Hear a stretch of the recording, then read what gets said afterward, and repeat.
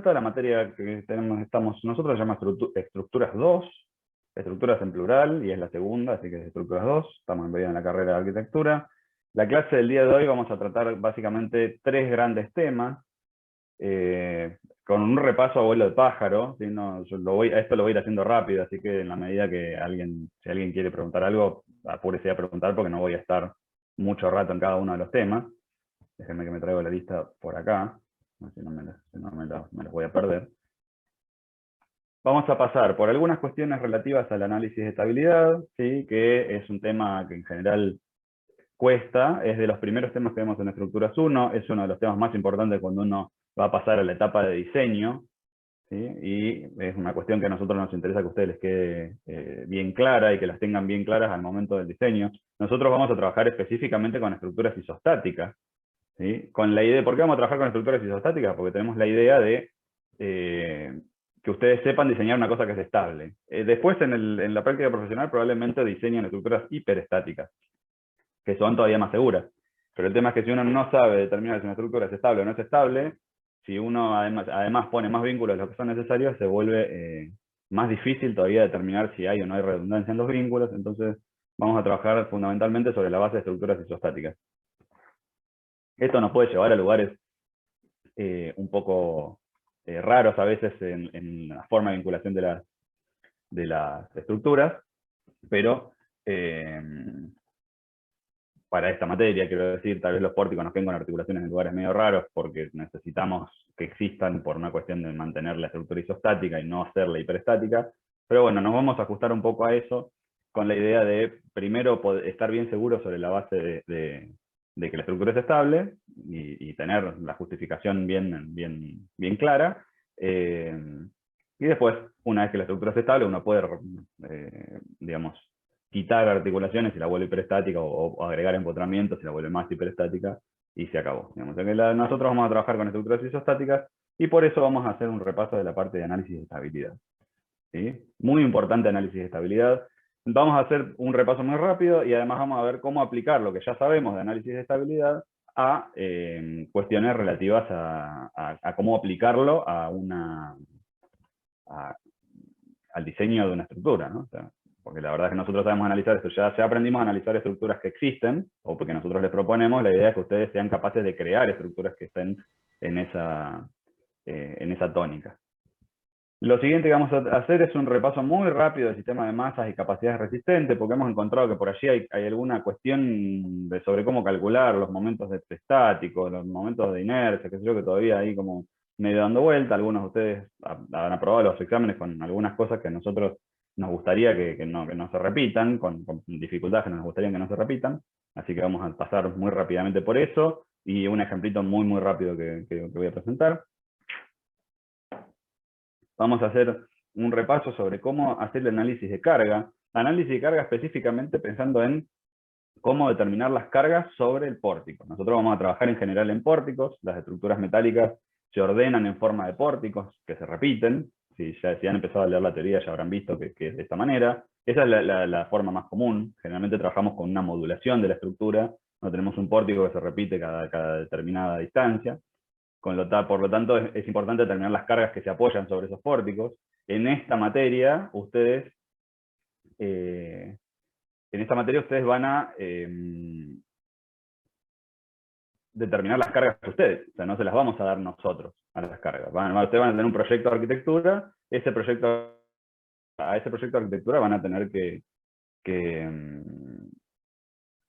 determinar sus cargas y su estado de carga a partir del propio proyecto, digamos, no a partir no se las vamos a dar nosotros como dato. A lo sumo le podremos llegar a dar como dato de qué material está hecho, qué uso va a tener la estructura o ese tipo de cosas, pero no vamos a tener la carga como que ya sabemos que la sobrecarga es 37 kN sobre metro con distribución triangular. Eso es algo que van a tener que determinar ustedes a partir del proyecto que tengan en análisis, digamos. A partir de allí lo pueden ver. Y por último vamos a ver alguna cuestión, si alcanzamos, esto tal vez lo haga yo, tal vez lo vean en profundidad en la parte de práctica, si no, tal vez si hacemos tiempo se los lo discutimos un poquito conmigo y lo continúan en la práctica, sobre cómo hacer las presentaciones. ¿Sí? Eso es un elemento importante dentro de esta materia, el de cómo presentar el trabajo, particularmente en la cuestión estructural. Entonces, nos interesa que lo hagan bien, ¿sí? Por una cuestión de que ustedes no trabajen de más y que después nos den a nosotros un material que nos permita entender rápidamente lo que han querido hacer. Así que en todo esto en todas estas cuestiones vamos a ahondar. Fundamentalmente en estas tres, y si hacemos tiempo y si no se nos hace muy largo o no hay preguntas, podríamos entrar acá. Este último ítem lo van a poder ver seguramente en mayor profundidad en la siguiente clase, la clase que sigue a la nuestra, que es la de prácticas. Bien, para empezar con esta primera etapa, digamos, lo que vamos a hacer es un repaso sobre análisis de estabilidad, ¿sí?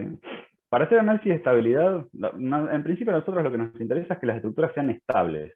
Que una estructura sea estable significa que tiene una vinculación suficiente, de tal manera que no importa el sistema de cargas que yo le aplique, esa estructura no se mueve. ¿Sí? Cuando nosotros hablamos de la estabilidad de la estructura como su conjunto, estamos hablando de esta definición, de una estructura que no se va a mover aún para ningún sistema de cargas que yo le aplique. Nosotros en particular trabajamos con una tipología o con una reducción de la estructura, que son los sistemas de chapas.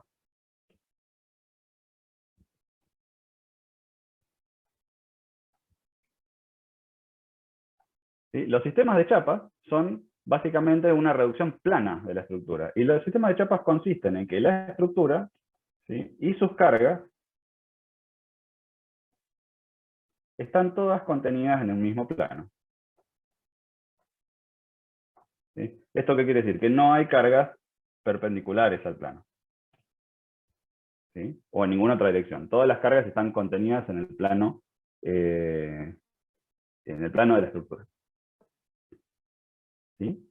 Entonces, sobre esta hipótesis, nosotros podemos decir, bueno, si yo voy a tener una estructura que está contenida en un plano, ¿sí?, ¿cuáles son los posibles movimientos que la estructura puede tener en el plano? ¿Sí? Y los movimientos que la estructura puede tener en el plano, en principio son tres.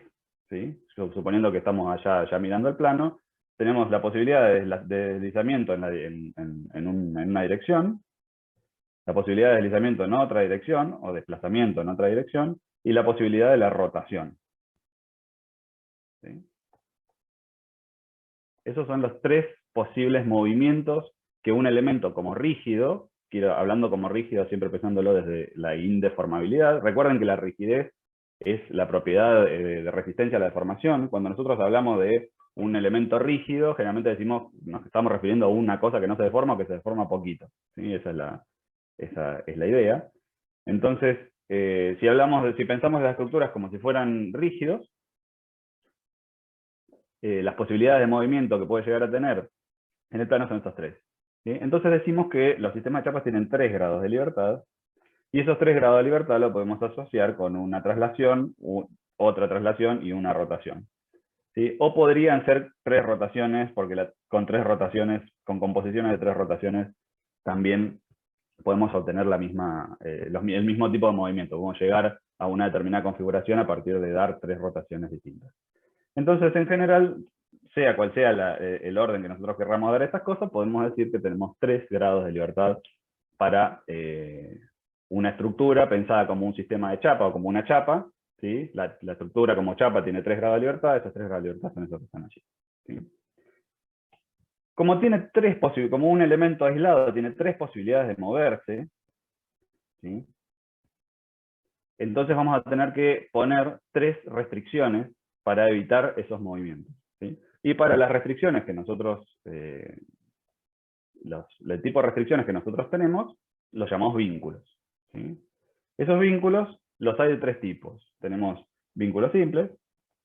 ¿Sí? Los vínculos simples se caracterizan porque restringen el movimiento solamente sobre el eje del vínculo. ¿Sí? El eje del vínculo es para donde apunta el triangulito. ¿Sí? Es decir, esto no permite el movimiento en esta dirección, ¿sí?, pero sí lo permite en las otras 2 posibilidades. ¿Sí? Siempre pensando que el punto de restricción se encuentra específicamente en el lugar de vinculación, así que en este caso es la esquina del triangulito. ¿Sí? Entonces el vínculo simple restringe un único grado de libertad. Y ese grado de libertad es la traslación, ¿sí?, sobre el eje del vínculo. Eso me quiere contar a alguien más que ha quedado por ahí afuera. ¿Sí? El segundo vínculo con el que podemos trabajar nosotros es como si fuera una combinación de dos de estos, ¿sí?, que es básicamente el vínculo doble. ¿Sí? El vínculo doble es equivalente a tener dos vínculos simples, puestos básicamente, por ejemplo, de esta manera. ¿Sí? El vínculo doble no permite los movimientos en ninguna dirección. ¿Sí? No permite los desplazamientos para ningún lado. Puede ser, por ejemplo, en estas dos direcciones, que sería el ejemplo de los dos vínculos simples que yo le puse acá, ¿sí?, pero en realidad no lo permite para ningún otro eje que yo quiera considerar. ¿Sí? No permite los desplazamientos de punto, no hay dirección acá. ¿Sí? Entonces, el vínculo doble no es un vínculo direccional, como es el caso del vínculo simple. ¿Sí? El vínculo simple nosotros hemos visto que restringe los desplazamientos en un eje muy determinado. El vínculo doble restringe todo desplazamiento respecto a este punto. No hay dirección. ¿Sí? Puede ser en estas dos direcciones, puede ser en estas dos direcciones, puede ser en cualquier otra dirección que a ustedes se les ocurra. ¿Sí? Entonces acá no tenemos eje de nada. ¿Sí? Acá sí tenemos una direccionalidad muy clara, ¿sí?, porque permite el movimiento en un sentido, en este, y no lo permite en otro, en este. ¿Sí? En el caso del vínculo doble, no permite ningún tipo de desplazamiento, o sea que restringe 2 grados de libertad, y además no es un vínculo direccional, ¿sí?, porque no importa cómo esté orientado. Si yo tengo el vínculo doble así, si lo tengo así, o si lo tengo así, o si lo tengo cruzado, es exactamente lo mismo, porque a nosotros lo único que nos interesa es que este punto, el punto que está vinculado en cualquiera de estos casos, es un punto que no va a desplazarse, no tiene dirección. El último vínculo que nosotros podemos proponer es el vínculo que restringe todos los grados de libertad, que es el vínculo empotrado, ¿sí?, que normalmente lo dibujamos de esta manera. El empotramiento es el más fácil de estudiar de todos, no permite desplazamientos de ninguna forma, no permite ni desplazamientos, ni dos desplazamientos, ni rotación, ni absolutamente nada. Cualquier cosa que esté vinculada a un empotramiento, eso va a ser va a estar inmóvil per se.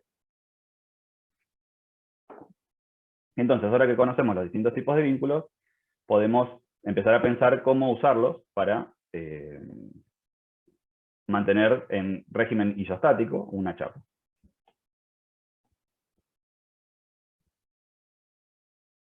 Para empezar, cuando definimos que una chapa es isostática,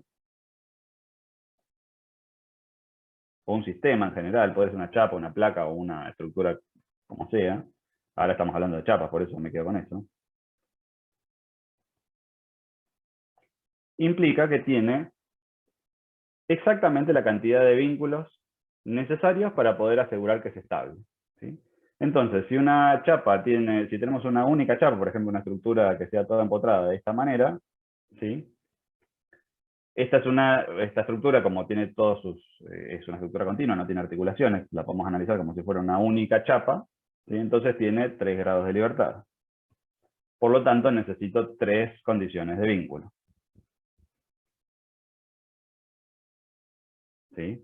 Si yo consigo que la chapa sea estable con 3 vínculos, esa chapa va a ser una chapa isostática. ¿Sí? Denme un minuto, ya sigo con ustedes. Necesito revisar alguna cuestión que está pasando en el examen.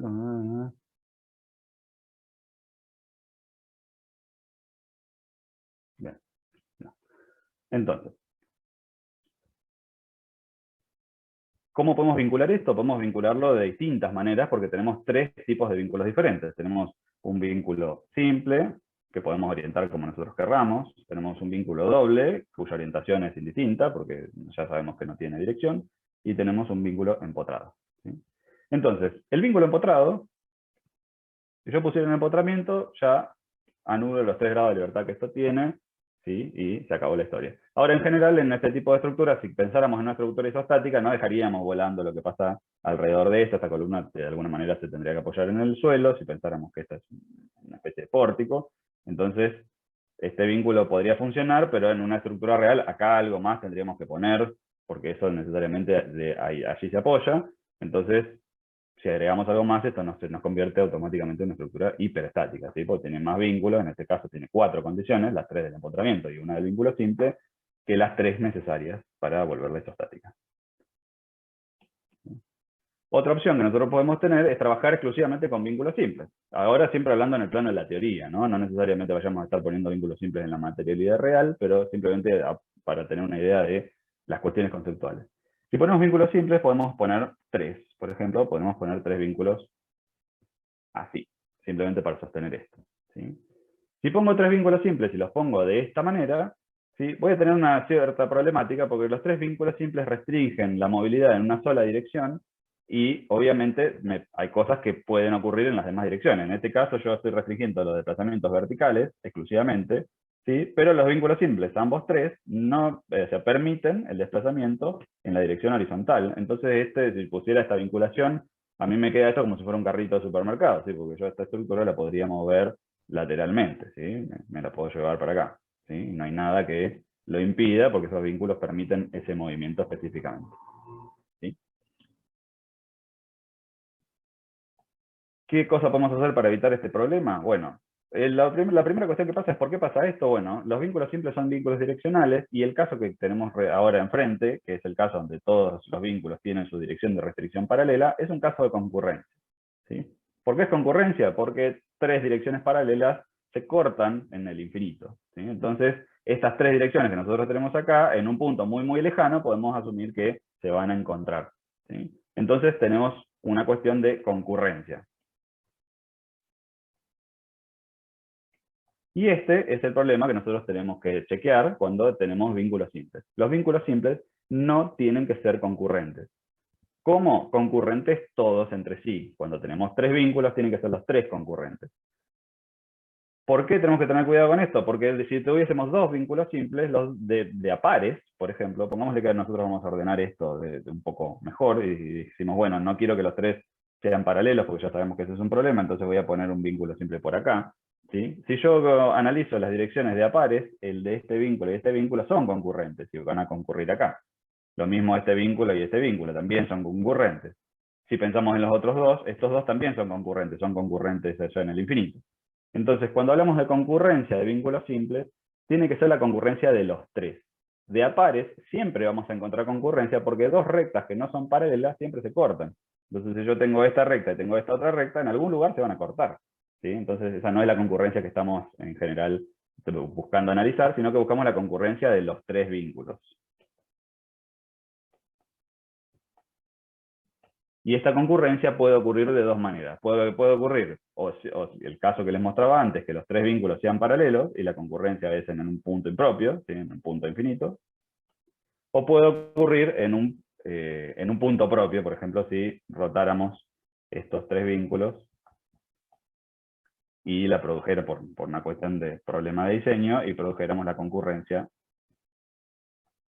por ejemplo, en el punto este de acá, ¿sí? Entonces, cuando hablamos de concurrencia, vínculos simples, recuerden que la concurrencia tiene que ser de los 3 vínculos.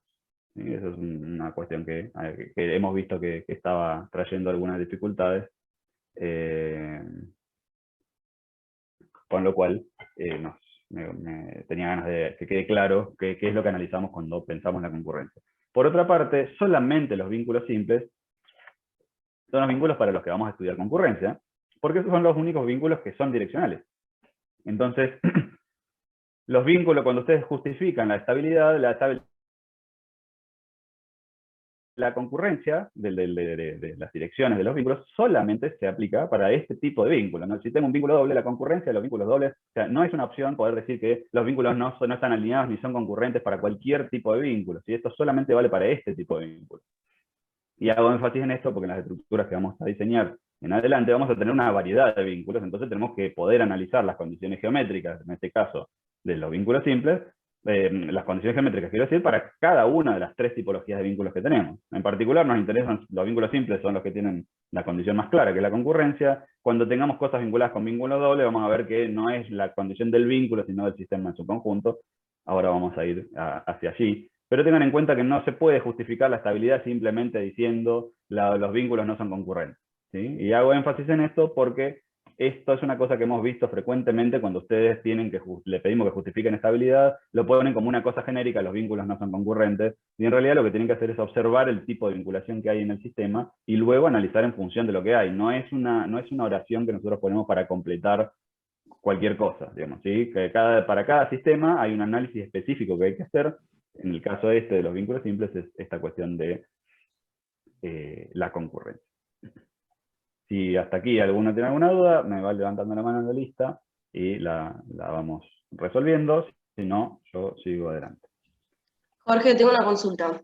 ¿Cómo estás? Sí. ¿La Bien. concurrencia se da a partir de 3 vínculos simples? La concurrencia se estudia para cuando tenés 3 vínculos simples, o ahora iba a pasar lo siguiente, cuando tenés combinaciones de vínculos simples y dobles. ¿Sí? Ahora voy para allí. Bien. Déjame que borro esto. La otra opción que nosotros podemos tener para analizar, por acá pongámosle que vuelvo a dibujar mi chapa, es si para volverla isostática puedo llegar a tener, por ejemplo, un vínculo doble, ¿sí? Y para completar, como el vínculo doble resta 2 grados de libertad, a una chapa tengo un vínculo simple. Y ahora voy a poner vínculo simple mal a propósito. Lo voy a poner así. ¿Sí? Recuerden que el vínculo doble lo podemos pensar como si fueran 2 vínculos simples, ¿sí? Que ya están concurrentes a un punto, ¿sí? Porque como el vínculo doble restringe todo desplazamiento, 2 vínculos simples puestos en un lugar también restringen todo desplazamiento. O sea, en este caso restringirían en esta dirección y en esta dirección en particular, pero por proyección podrían restringir en cualquier otra, ¿sí? Entonces estas dos cosas son equivalentes. Entonces cuando yo tengo un vínculo simple, en este caso, por ejemplo, el que les muestro acá, lo que tengo que observar es que el vínculo simple no se vaya al punto de articulación del vínculo doble. ¿Y esto por qué es así, básicamente? Porque si yo tengo esta restricción, ¿sí? Recuerden que si yo no, vamos a ir por el otro lado. Si yo no tuviera esta cosa acá, ¿sí? Lo que pasaría con esta chapa es que podría girar alrededor de este punto, porque es lo único que puede hacer. ¿Sí? Se me vendría algo así. Podría hacer, por ejemplo, un movimiento de este tipo, ¿sí? Porque no tiene nada en este lugar. Si yo pongo mal el vínculo doble y lo pongo de esta manera, este movimiento, el movimiento en esta dirección, está permitido, ¿sí? Entonces, el movimiento en esta dirección, digamos, que sería como la rotación alrededor de este punto, está ligeramente permitido, ¿sí? Recuerden que siempre que hablamos de movimiento, hablamos de pequeños movimientos. Entonces yo tengo esto, como esto permite el movimiento por acá, digamos, el movimiento de rotación sería más o menos tangente a este punto, ¿sí? Entonces se permitiría ese pequeño movimiento. Entonces, cuando tengo una combinación de vínculos simples y vínculos dobles, o cosas por el estilo, lo que tienen que hacer es controlar que el vínculo simple, ¿sí? Que es el vínculo direccional, ¿sí? Solamente controlamos las alineaciones con las concurrencias en los vínculos direccionales, que el vínculo simple no pase por el punto del vínculo doble, ¿sí? Eso es lo que tenemos que controlar. Entonces, controlamos la concurrencia de los 3 vínculos simples cuando tenemos 3 vínculos, y controlamos la concurrencia del vínculo simple al doble, ¿sí? Cuando tengo esta combinación de vínculo simple y doble, o cuando tengo en un sistema un poco más complejo de chapas, un vínculo simple y una cosa articulada, por ejemplo. Ahora vamos a pasar ahí. Si yo tuviera un sistema de chapas, tuviera esto así, tuviera esto acá, también tengo que controlar que el vínculo simple no se alinee con la articulación interna, digamos, justamente por la misma cosa, porque como esta articulación permite la rotación y esto permite el movimiento en esta dirección, esto podría rotar alrededor de este punto, porque la tangente a la circunferencia tiene el movimiento más o menos permitido en estos dos sentidos, ¿sí? Esto es un error muy común que nosotros solemos encontrar cuando les empezamos a pedir que ustedes planteen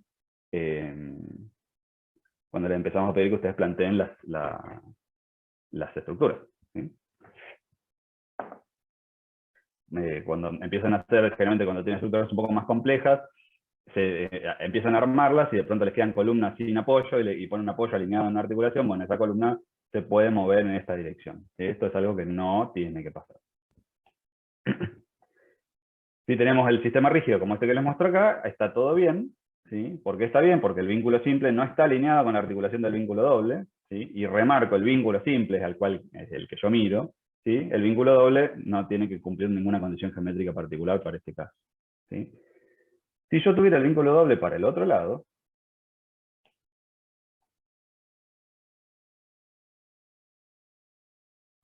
¿pasa algo? Y esa es pregunta No, porque no general. tiene direccionalidad. Ay, perdón. Está perfecto, exactamente. No, el vínculo doble, pues, me encanta la respuesta así, automática, era lo que estaba esperando, gracias. El vínculo doble no tiene dirección, entonces yo no voy a mirar esta alineación, porque esto no tiene direcciones respecto a las cuales restringe, se restringe toda dirección. Se restringen esta, pero además restringen todas las demás. Entonces, no importa que en esta dirección exista alineación, ¿sí? En este caso no nos interesa. Esta forma es literalmente lo mismo que ponerlo así, ¿sí? El vínculo doble en realidad tiene han dejado la forma del triangulito no para mostrar la dirección, sino para mostrar simplemente que en este lugar se permite la rotación, ¿sí? Nada más que por eso, ¿sí? Así que por esta cuestión es que no se es que no se, digamos, se ilustra de esa manera, ¿sí? Necesito que me den un minuto, tengo que resolver algo del examen. Ya estoy con ustedes, disculpen las idas y las vueltas, pero como por ahí algunos de los chicos hacen preguntas, no los quiero dejar sin responder. Nos tomamos un minuto, volvemos al, a terminar esta parte de chapas simples, pasamos al sistema de chapas.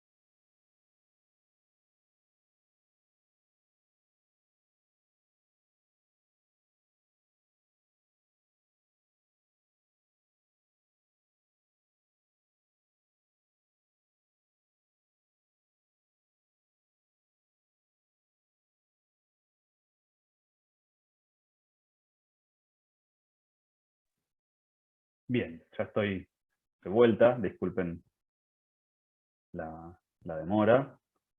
Tengo un mensaje en el chat por aquí, déjenme ver qué es lo que me pusieron.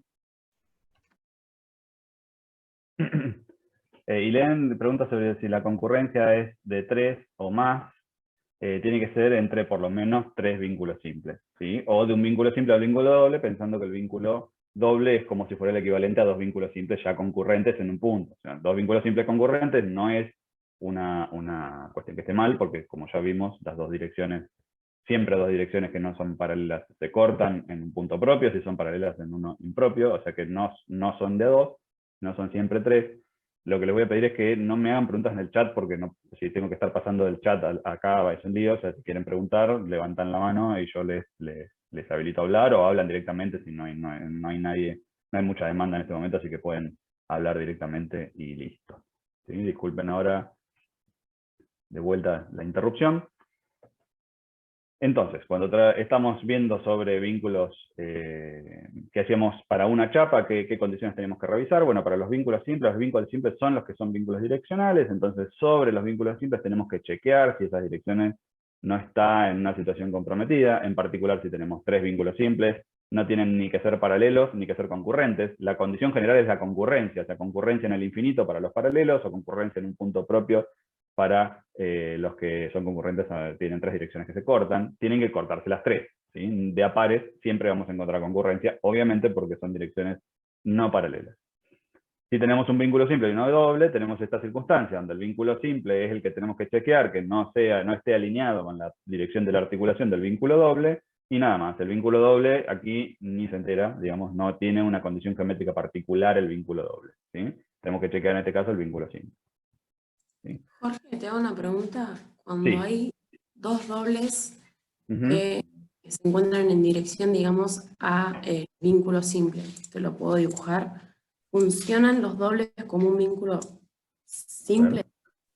A ver, bueno, no está muy simple, digamos, pero sí, justo hasta el verde, sí. entienden la idea de lo que quiero.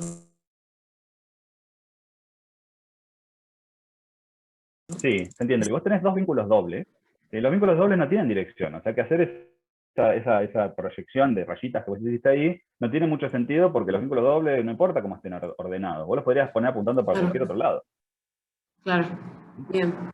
Yo creo que sé por dónde viene tu pregunta, y viene para sistemas de chapas un poco más complejos, digamos. Ahora está... Complejos, okay. Claro, Sí, paramos un cachito, seguimos con esta que es una sola, ahora lo que sigue son justamente sistemas de más chapas. ¿Sí? Ahí es a donde voy. Gracias. De nada, sí, este repaso un poco pretende pasar por todo. Empecé muy despacito, disculpen si es un poco aburrido por ahí arrancar con esto, que son cosas súper básicas, probablemente la mayoría de ustedes ya las tienen muy claras, pero es bueno ir construyendo sobre lo que se sabe, digamos. O sea, prefiero no dar por sentado nada. Entonces tenemos esta situación.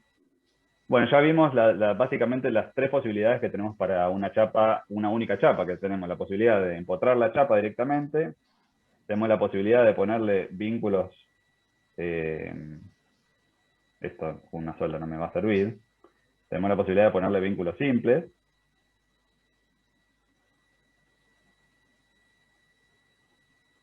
¿sí? Y la condición es que los 3 vínculos simples no sean concurrentes, que sería el caso este, ¿sí? Y tenemos la posibilidad de la que yo les mostraba acá, que es un vínculo simple y un vínculo doble. No tenemos más opciones acá, porque no tenemos más posibilidades de combinar cosas. O sea, acá tenemos 3 grados de libertad, acá restrictos porque el empotramiento saca los 3, acá tenemos los mismos 3 porque cada uno de estos restringe 1, y acá tenemos la posibilidad de que es uno que restringe 2 y uno que restringe 1, siempre teniendo cuidado que esta dirección no esté alineada con la articulación del vínculo doble. ¿Sí? Vínculo doble, de vuelta, no tiene dirección. Estudiar esto no tiene ningún sentido para este tipo de vínculo. ¿Sí? Bien, ahora vámonos a sistemas de chapas. Un poco lo que decía el título. Si tengo que analizar un sistema de chapas, ¿sí? Sistema de chapas significan más de una. ¿Sí? Tengo un sistema de chapas, por ejemplo, podría ser un pórtico de esta forma.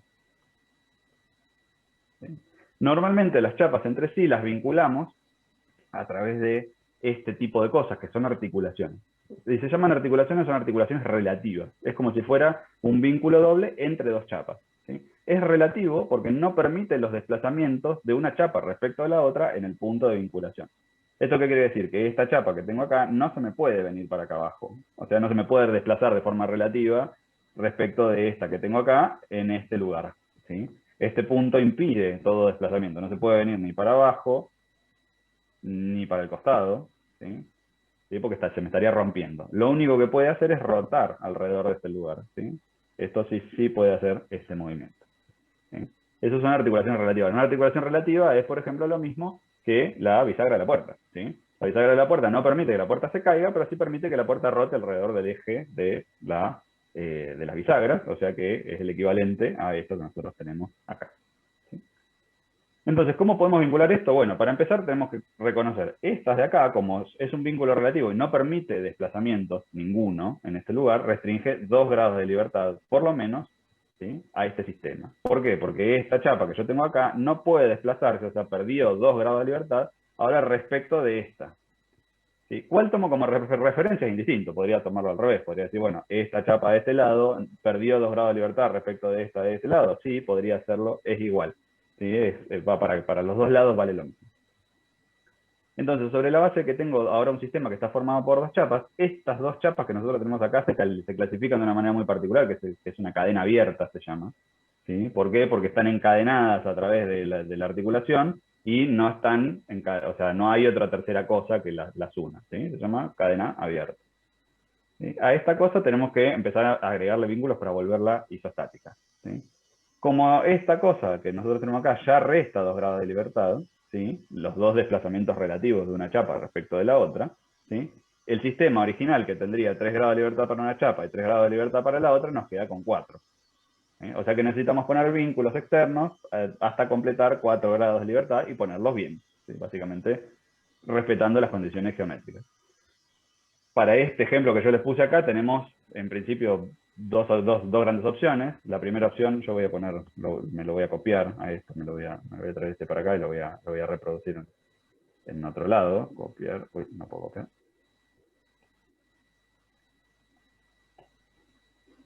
Tenemos 2 grandes opciones, dos buenos candidatos, digamos, para trabajar con esto. Uno sería empezar poniendo un empotramiento, ¿sí? Y luego esto ya restringe 3 grados de libertad, así que a esto le tengo que agregar un vínculo simple. El vínculo simple lo puedo poner, en general, si lo pensamos desde la realidad, como esta pata va a descargar el peso de la estructura para abajo, lo lógico es que el vínculo simple tenga esa dirección, ¿sí? Y la otra opción que podemos manejar en este tipo de estructuras así es esta, ¿sí? ¿Tenemos la opción de poner un montón de vínculos simples? Sí, por supuesto que las tenemos. O sea, podríamos, ahora vamos a ver un caso de esto. Voy a ver si lo puedo hacer un chiquitito acá. Podríamos agarrar y decir, bueno, yo le pongo un vínculo simple acá, otro vínculo simple acá, y otro vínculo simple acá a esta chapa. Sí, se puede. No es muy normal porque estos son vínculos que son difíciles de materializar, digamos. Cuando uno está, recuerden que ahora ya estamos pensando en cómo hacemos las estructuras, porque vamos a estar pensando ya en su construcción, digamos, estamos pensando en diseñar para que se puedan hacer, y este tipo de vinculación, así que poniendo un montón de vínculos simples agarraditos en cualquier lado, es como medio difícil. Normalmente nosotros aplicamos los vínculos ¿dónde? La base de las columnas, porque es donde descansa nuestro edificio. ¿Sí? Podemos poner vínculos en otros lugares y podemos considerar que estamos apoyados sobre otra estructura o algo por el estilo, pero lo más normal es que los vínculos los pongamos abajo, porque es el lugar donde específicamente la estructura después está apoyada. Entonces, este tipo de vinculación, que es la primera que les propuse, esta de acá, nosotros, como tenemos un sistema de chapas, podemos analizarlo como si fuera por partes. Entonces, la primera parte, que es esta que yo tengo acá, que es la viga y esta viga inclinada de la columna, nosotros vamos a llamar autoisostático.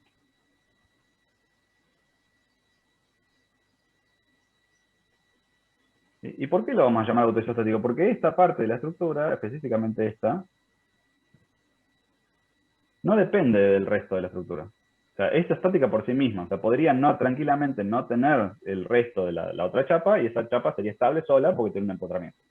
Entonces, todos los elementos de estructura que nosotros tengamos que son estables por sí mismos, o sea que no necesitan el resto de la estructura, se llaman autoisostáticos. ¿Sí? El otro pedacito que tenemos de este lado, justo me agarré unos colores que no se ven nada, disculpen. Este pedazo que tengo acá, es lo que nosotros llamamos isostático complementario.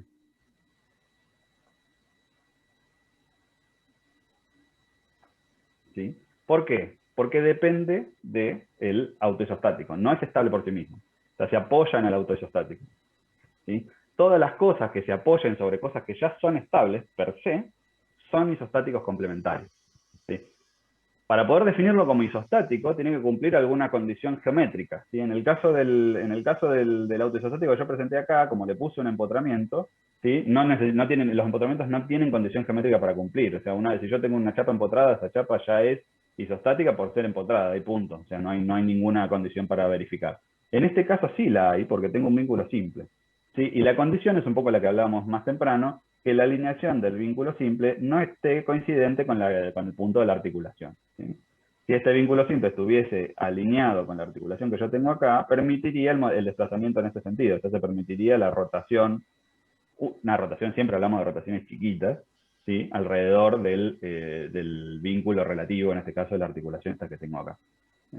Entonces, cuando vamos a analizar los isostáticos complementarios hay que hacerle los análisis geométricos correspondientes.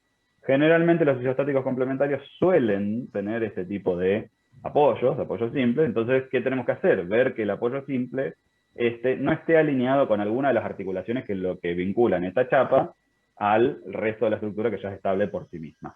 ¿Sí?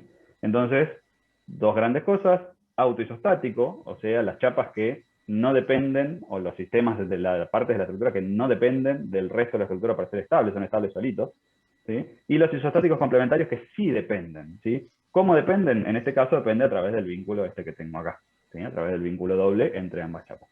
¿Sí? ¿Cuál es la condición geométrica que tengo que revisar? Tengo que revisar que el vínculo simple no esté alineado con alguna articulación. En este caso no tengo ninguna condición porque es un empotramiento. Otra forma, entre comillas, teórica para poder generar un autoisostático en este caso sería ponerle un vínculo doble acá, por ejemplo, y un vínculo simple acá. ¿Sí? Esta chapa con esta vinculación también es autoisostática. ¿Sí? Es autoisostática por sí misma. ¿Sí? ¿Por qué? Porque el vínculo simple, no está alineado con el punto del vínculo doble. Es la condición geométrica que tiene que cumplir esta configuración de vínculo simple y vínculo doble. ¿Sí? Acá que el vínculo doble esté alineado en esta dirección, no importa, de vuelta, ¿por qué? Porque los vínculos dobles no tienen alineación. ¿Sí? Entonces esta chapa de vuelta es la chapa autoisostática, esta chapa de vuelta es la chapa isostática complementaria, y la condición que tiene que cumplir es que la vinculación de la isostática complementaria no esté alineada con la articulación que la vincula al resto del sistema. ¿Sí? Esta sería otra configuración. Esta configuración que le dibujé recién para la chapa izquierda, la chapa autoisostática, no es tan común. ¿Sí? Lo más común sería encontrarla. ¿Sí? La otra alternativa que tenemos de sistema que funciona en su conjunto es el sistema triarticulado. ¿Sí? El sistema triarticulado es este sistema donde nosotros tenemos una articulación relativa interna, ¿sí? Y tenemos dos articulaciones externas. ¿Sí? Este sistema no tiene ni un autoisostático ni un isostático complementario, es un sistema estable por sí mismo. ¿Sí? El sistema necesita de las tres cosas, o sea, necesita de los dos vínculos dobles y la articulación interna para ser estable. Sin alguna de las piezas no funciona. ¿Sí? Solamente funciona de esta manera, ¿sí? Y funciona a raíz de las tres articulaciones. Este sistema tiene una condición geométrica particular que hay que revisar, que es que las tres articulaciones no estén alineadas entre sí. ¿Sí? ¿Esto qué quiere decir? Que esta articulación y esta articulación no pasen por la misma línea, que no puedo trazar una línea que las junte, eso significa alineación. Entonces, si yo trazo esta línea para acá, junto estas dos, trazo esta línea para acá, junto estas dos, trazo esta línea para acá, junto estas dos, estas tres no están alineadas. ¿Sí? ¿Cómo podría ser un sistema donde las tres están alineadas? Por ejemplo, un sistema así. Déjame que borro estas dos que me quedaron nomás.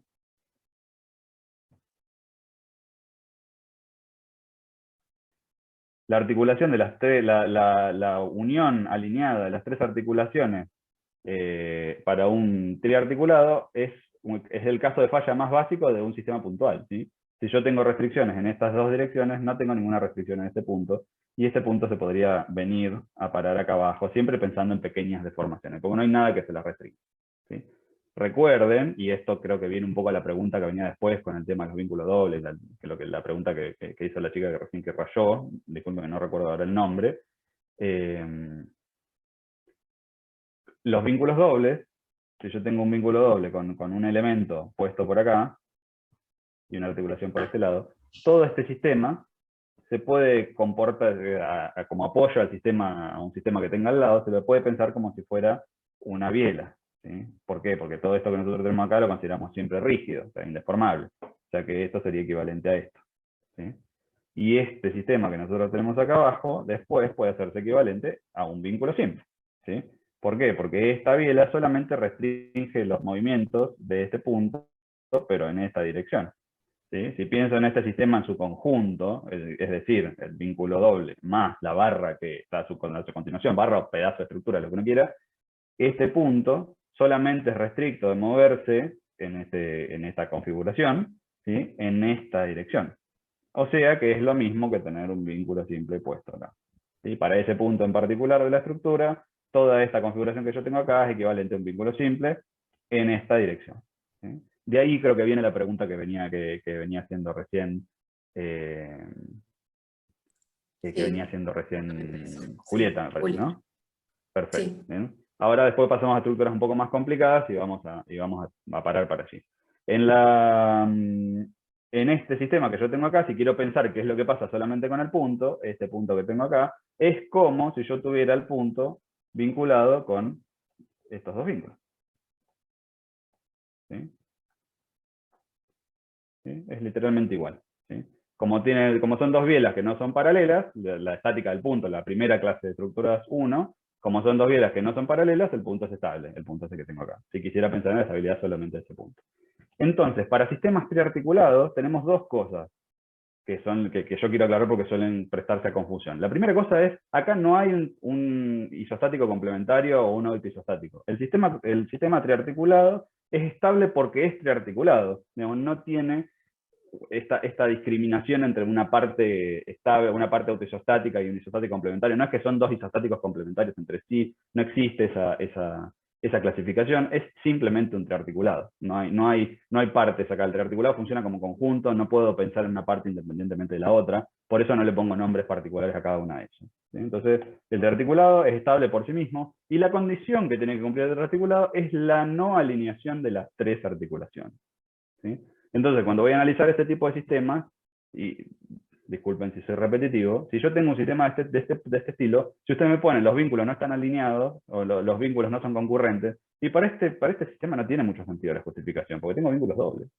Entonces la concurrencia acá no tiene nada que ver. Acá este sistema lo que uno tiene que verificar es la condición particular del triarticulado, que es la no alineación de las tres articulaciones, que no es lo mismo que la concurrencia, en el caso de los vínculos simples. Son dos cosas completamente distintas. Entonces, cuando tengan distintos casos para analizar o vayan a proponer un caso, sepan particularmente sobre cada caso qué es lo que tienen que responder, porque cada circunstancia estructural tiene un análisis particular. Digamos, no puedo generalizar yo la concurrencia como si fuera la única cosa con la que voy a justificar. Por último, y una cosa muy común también, a veces suelen pecar de poner no hay vinculación aparente, como si esa fuera la justificación de que el sistema es isostático. Eso a nosotros no nos sirve en esta etapa, porque ustedes ponen no hay vinculación aparente, pero no dicen por qué no la hay. A nosotros nos interesa la justificación de por qué no hay vinculación aparente.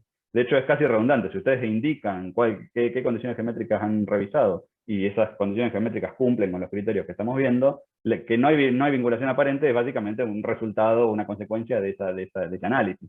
Sí, pero si ustedes no hacen el análisis y no ponen no hay vinculación aparente, nosotros no tenemos manera de saber si ustedes lo están revisando bien o no. Entonces, tómense por costumbre no escribir no hay vinculación aparente o los vínculos no son concurrentes así de memoria para cualquier ejercicio que tengan. Busquen, analicen las condiciones de estabilidad que correspondan al caso que tienen enfrente. Estos sistemas se pueden volver sistemas bastante más complicados. O sea, si yo quisiera agregarle, por ejemplo, a este sistema que tengo por acá, le puedo agregar otra patita, por ejemplo, una patita así. ¿Sí? Este sistema que yo tengo incorporado en este lugar es un sistema ya estable, ¿sí? Este sistema que tengo, porque cumple con las condiciones de un triarticulado, son dos chapas articuladas entre sí, las tres articulaciones no están alineadas, entonces esto ya es estable, o sea que cualquier cosa que yo apoye sobre él va a ser un isostático complementario. Entonces, acá, por ejemplo, podría agregar un pedacito de esta manera, ¿sí? ¿Pueden venir las tres articulaciones a este lugar? Por supuesto que pueden, ¿sí? No hay ningún tipo de problema. Acá le agregué una chapa. Esta chapa sí es un isostático complementario del triarticulado, ¿sí? ¿Y qué condición tengo que revisar? La misma que revisaba acá, que la articulación no esté alineada, el vínculo simple no esté alineado con la articulación relativa, ¿sí? Si yo pusiera una articulación acá, esto primero ya no me cumple ni siquiera con la cantidad de grado de libertad que tengo que restringir, estaría en un problema, ¿sí? Esto, de vuelta, esta es la circunstancia que no tiene que pasar y que a veces ocurre cuando ustedes están armando los ejercicios, cuando están proponiendo las estructuras, que le queda alguna columna intermedia que no saben qué hacer y le ponen un vínculo simple, y el vínculo simple queda alineado con una articulación. Eso no es estable, no nos sirve, ¿sí? Si tuviese la articulación esa hacia arriba, ¿qué tengo que hacer? Tengo que cambiar esto por un vínculo doble, ¿sí? Y ahora me queda el triarticulado principal, y después tenemos un triarticulado secundario que está apoyado en el principal, ¿sí? Y así le puedo seguir agregando todo lo que yo quiera, ¿sí? Puedo hacer una araña, si quiero, de estructura acá arriba. Es más, podría agregarle otro triarticulado acá que esté íntegramente apoyado en el triarticulado de arriba, ¿sí? Le puedo ir agregando, una vez que yo ya tengo una estructura que es estable, puedo apoyar arriba de esa estructura todo lo que yo quiera en forma de triarticulados o de isostáticos complementarios, ¿sí? Uno puede tener una estructura muy compleja con un montón de partes y pensarla siempre como si fuera en un isostático con un isostático complementario y triarticulados montados sobre ellos, digamos. Eso una vez que uno lo tiene resuelto, podría seguir apoyando cosas arriba de otras y no hay ningún problema. Una cuestión que suele surgir a veces es, ¿puedo apoyar en las articulaciones que ya tengo? Sí, puedo apoyarlo en cualquier lugar, no necesito que sea en un punto intermedio de la estructura, o sea, no es que yo ahora me tengo que venir a pasar a este lugar, ¿sí? Lo puedo apoyar si necesito, puedo apoyarlo en la articulación que tengo allá y está todo bien, digamos, no hay ningún problema. Las articulaciones se pueden reutilizar para apoyar otros elementos estructurales. Esta configuración que nosotros tenemos acá tiene un nombre propio y se llama cadena radial, ¿sí? Si nosotros tenemos un punto al que convergen varias chapas, un punto articulado, ese punto, este y este, por ejemplo, cada uno de esos puntos son cadenas radiales, ¿sí? Las cadenas radiales tienen características propias de estabilidad, eso lo pueden ir a buscar a la punta de estructuras 1, no pretendo ahora hacer un repaso de toda la materia, esto es un mes más o menos de estructuras 1 en un compacto, pero sepan que esto se puede hacer, úsenlo, ¿sí? Si tengo sistemas más complejos, en general casi todos los sistemas los podemos partir en eso, en un isostático complementario con otros pedacitos puestos a continuación, ¿sí? Podríamos agarrar y decir, bueno, podríamos partir de un sistema autoisostático, por ejemplo, como este, y de pronto generamos un triarticulado que está apoyado en este. Entonces decimos, bueno, el autoisostático es este porque tiene el empotramiento, y el triarticulado, digamos, que se apoya sobre él es este que está acá. El triarticulado cumple con las condiciones porque las tres articulaciones no están alineadas, ¿sí? Así que eso sería un sistema estable. Fíjense que es sencillito, que es partir de ahí. El último caso que quiero discutir con ustedes antes de terminar este tema y pasar a cómo uso esto para generar un pórtico isostático. O sea, porque hasta ahora lo que estamos haciendo es analizando pórticos que ya existen. La idea es que ustedes sean capaces de crearlos, ¿sí? Es el caso cuando tengo cadenas de más cantidad de chapas, ¿sí? Por ejemplo, el caso que discutíamos hace un rato, que creo que hay un ejemplo por allí dando vueltas, que es este, ¿sí? Yo tengo una cadena radial, perdón, si tengo una cadena abierta, como esta, donde tengo tres chapas, a todas las chapas en algún punto les voy a tener que agregar algún tipo de vinculación, ¿sí? Esto se podría resolver un poco como se los había puesto al principio. Si yo pongo un empotramiento acá y pongo un vínculo doble acá, tengo un autoisostático generado acá y el triarticulado que se apoya sobre el autoisostático de este lado, o sea que esto ya sería estable por sí mismo. Pero si yo le quiero poner acá un vínculo doble, voy a necesitar, acá el vínculo doble tiene un grado de libertad menos, voy a necesitar agregarle algún vínculo a la chapa central, ¿sí? O a las otras, qué sé yo, en su defecto. Pero pongámosle que vamos al caso de porque pregunta Julieta, que es qué pasa si yo le pongo un vínculo a esto. ¿Sí? ¿Lo puedo poner? Sí, lo puedo poner. Es un poco raro, porque normalmente no apoyamos arriba. El caso que yo les mostraba en la teoría de estructuras 1 es un poco simplemente para extender el análisis y para poder pensar en sistemas de la estructura como si fueran otro tipo de elementos. Entonces, ¿qué pasa acá? Esta chapa central, ¿sí?, está vinculada a través de las demás chapas laterales. ¿Sí? Acá no tenemos autoisostáticos y isostáticos complementarios, acá el sistema funciona todo como un conjunto. La chapa central yo me la puedo imaginar como si fuera la voy a traer para acá, una que tiene un vínculo así, y a estas las puedo pensar como si fueran vínculos simples también, ¿sí? Porque un vínculo simple de vuelta es básicamente un vínculo doble con una biela, con un pedazo de estructura, lo que uno quiera. ¿Sí? Siempre pensando que este pedazo de estructura es indeformable. Entonces, este punto, si yo me quedo con este pedacito que está acá, y pienso qué pasa con este punto que tengo acá, ¿sí?, ese punto, solamente para ese sistema aislado, puede moverse en esta dirección, ¿sí?, porque puede rotar la biela alrededor de ese punto, ¿sí?, y no puede moverse en esta dirección. O sea que, de vuelta, es equivalente a un vínculo simple. O sea que el pedazo central yo lo puedo pensar como si tuviera tres vínculos simples. ¿Sí? El vínculo simple que está materializado como tal, y los vínculos simples que se constituyen por los pedazos de la estructura lateral. ¿Sí? Básicamente por esta parte y por esta parte. ¿Sí? Entonces, ¿qué es lo que tengo que controlar allí? Allí tengo que controlar la condición de los vínculos simples. ¿Sí? La concurrencia. Pero cuidado, porque en realidad nosotros acá no estamos viendo la alineación del vínculo doble con el simple. ¿Sí? Cuando yo controlo la alineación, lo que estoy pensando es qué es lo que pasa específicamente con esta chapa. ¿Sí? Solo con esa. Entonces, para analizar esta chapa, esto que yo tengo acá a los costaditos, funciona como si fueran vínculos simples. ¿Sí? Entonces, por eso controlo la alineación. ¿Sí? Pero no es la alineación del vínculo doble. ¿Sí? El vínculo doble este que yo tengo acá podría estar puesto así, si yo quisiera. El vínculo doble no está alineado para ningún lado. Lo que es direccional es lo que pasa en este punto por la combinación del vínculo doble con la barra. ¿Sí? Esa es la cuestión que venía Gracias, alrededor Jorge. de eso. ¿Sí? Ahí entendí. Sí. Perfecto, buenísimo. Eso era lo que quería que quede claro, porque por ahí tal vez ese ejemplo un poco confunde. Yo le quería poner este ejemplo donde tenemos esta combinación de cosas, justamente porque a veces puede ocurrir como una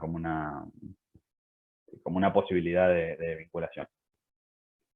Déjenme que reviso algo que tengo por aquí pendiente. Bien. Por último, ahora vamos a ver cómo, a partir de lo que yo conozco, voy a, de estas cuestiones, o sea, de los análisis geométricos que nosotros tenemos, cómo empezar a pensar en estructuras que ya sean estables per se. ¿Sí? Esto, nos tomamos 2 minutos, respondo 2 cosas y pasamos a esto, que es básicamente la parte de diseño que a mí me interesa que ustedes tomen la aplicación de todas estas cosas de estructuras 1 y las pasen a la parte de diseño, que es lo que nos interesa a partir de estructuras 2. 2 minutitos y ahí vengo.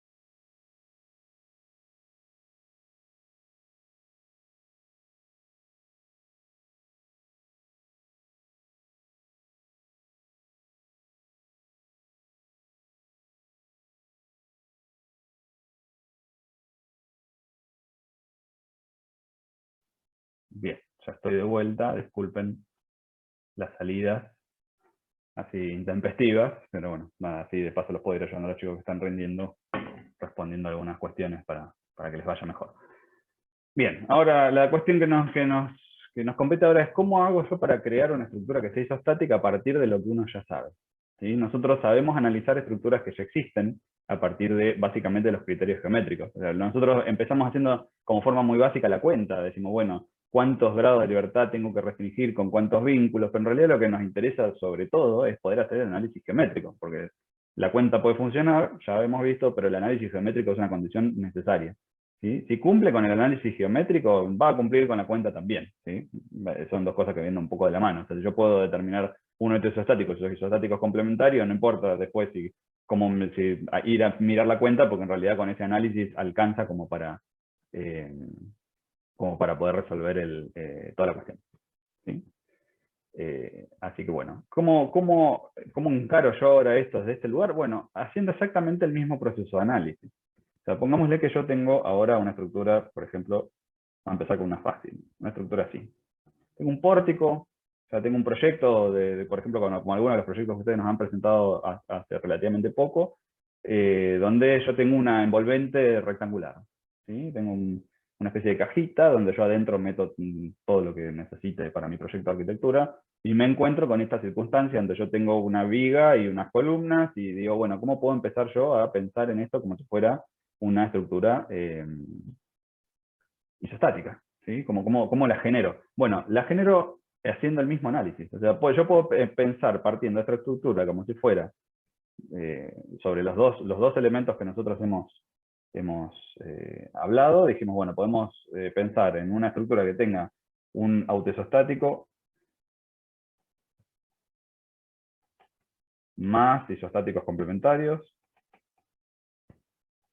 o triarticulados.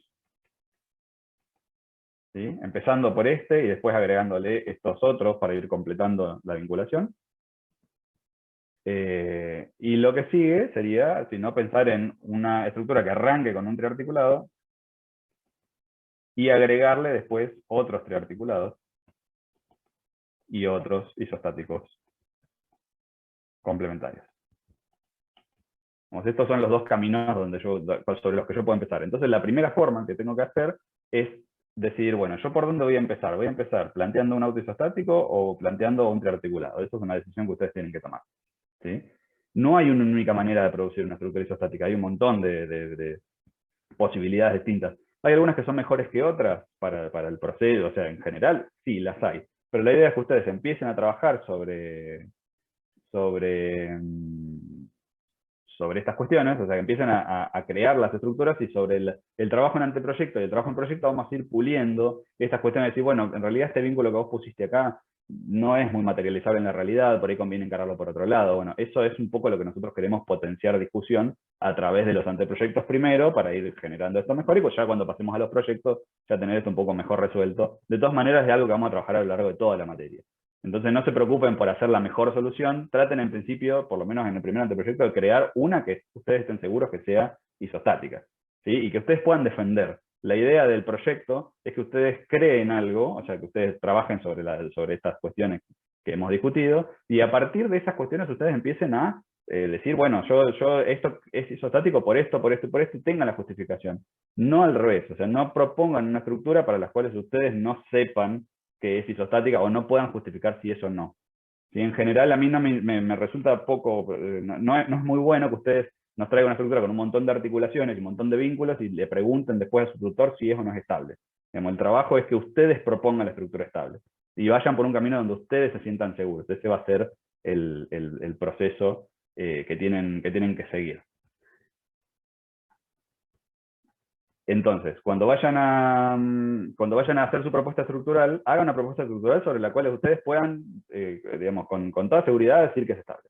¿Sí? Si no pueden asegurar que es estable, vayan por otro camino por el que sí puedan justificarla. Si tiene que ser distinta, busquen otra distinta que ustedes puedan justificar. De vuelta, no es en esta etapa donde nosotros buscamos que la estructura sea un buen candidato. De vuelta, hay un montón de opciones distintas. En todo caso, sobre la base de una estructura que sí funciona, que sí es isostática, después sus respectivos tutores le podrán decir, bueno, en realidad para este caso sería mejor hacer esto, para este caso sería mejor hacer esto otro, o lo que sea, pero en general no propongo una estructura que ustedes no puedan después analizar, porque no tiene ningún sentido que ustedes hablen de hagan una propuesta estructural y ustedes no entiendan de qué se trata la propuesta estructural. ¿Sí? Esa es un poco la cuestión alrededor de esto. ¿Sí? Entonces, ¿cómo empiezo? Bueno, para poder hacer este caso que nosotros tenemos acá, que es un caso bien sencillo, podemos empezar con el primer caso, autoisostático. Bueno, pongo un autoisostático, creo un autoisostático, y voy a decir, esta columna va a ser mi columna autoisostática. ¿Sí? Luego tengo dos opciones. Puedo crear un isostático complementario, uno solo, o puedo crear un triarticulado. ¿Sí? Si creo un isostático complementario, bueno, tomo toda esta chapa como si fuera una única cosa y le agrego un vínculo simple. ¿Sí? Acá voy a tener un vínculo articulado que va a separar las dos chapas, la chapa isostática, que es la empotrada, y la chapa isostática complementaria, que es la otra. ¿Sí? Y la isostática complementaria se destaca, cumple con la condición geométrica, la estoy creando yo para que cumpla. O sea, tengo la articulación acá, tengo el vínculo simple mirando no para la articulación, o sea que empiezo sobre la base de que, como ya sé qué es lo que tengo que verificar, lo hago verificar a priori. ¿Sí? Esa es un poco la idea. ¿Sí? Esa es una opción. La siguiente opción sería, bueno, en lugar de trabajar con un isostático complementario, trabajo con un triarticulado, o sea que acá le agrego esta configuración. ¿Sí? Entonces tengo el autoisostático original, mantengo, ¿sí? Y le agrego un triarticulado que se apoya sobre esa condición isostática, sobre la chapa autoisostática. ¿Sí? Esa es la otra forma para poder hacer esto. Y la otra opción que nosotros podríamos tener acá es decir, bueno, yo voy a trabajar con un sistema triarticulado para empezar.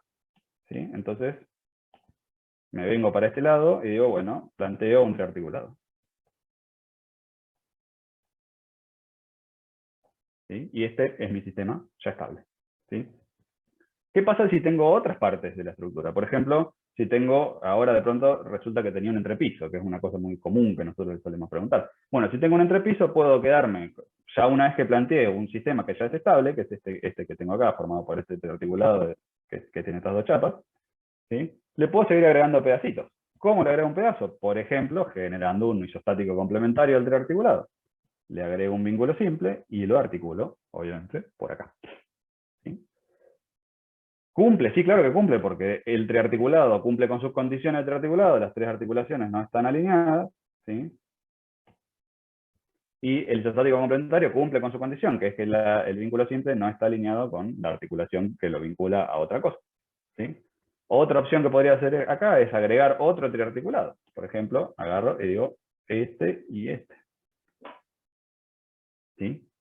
Fíjense que una vez que yo ya tengo, que este esquema se puede reproducir a montones de complejidades distintas. ¿Sí?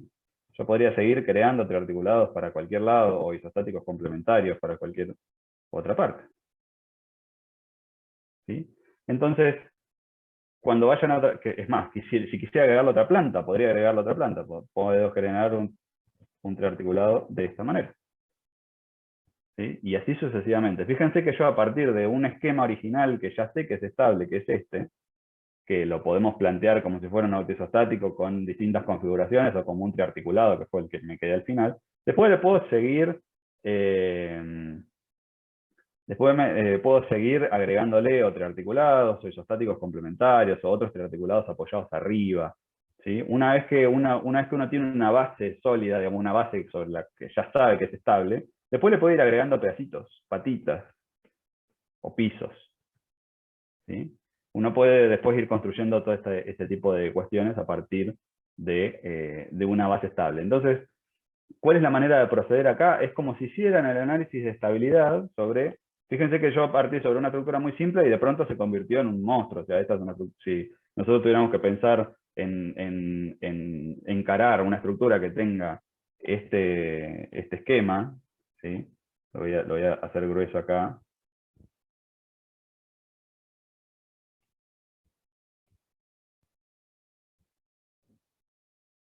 ¿Sí? Este sería un edificio con varias plantas, por lo menos un par de plantas por acá, algo por acá, y varios módulos, porque acá tengo otros módulos de cosas. ¿Sí? Este sería un edificio muy complejo. Y fíjense que después el análisis del edificio en su complejidad se vuelve relativamente simple cuando uno empieza sobre la base de decir, bueno, yo empiezo planteando una cosa que sé que es estable, y sobre esa cosa estable después voy apoyando el resto de la estructura, ¿sí? En general esto también es una buena idea porque les puede dar a ustedes una pauta de qué se apoya sobre qué a partir del diseño estructural, ¿sí? Porque si yo digo, bueno, el edificio principal o la estructura principal sobre la cual yo voy después a descargar varias de las otras cuestiones es la estructura central, por ejemplo esta, perdón. Bueno, esta va a ser mi estructura central. Bueno, yo ya sé que esa va a ser la estructura más robusta, ¿sí? ¿Por qué? Porque de este piso viene a descargar algo, de este piso viene a descargar algo, de este piso viene a descargar algo, y ni hablar que lo de arriba también se va a apoyar acá.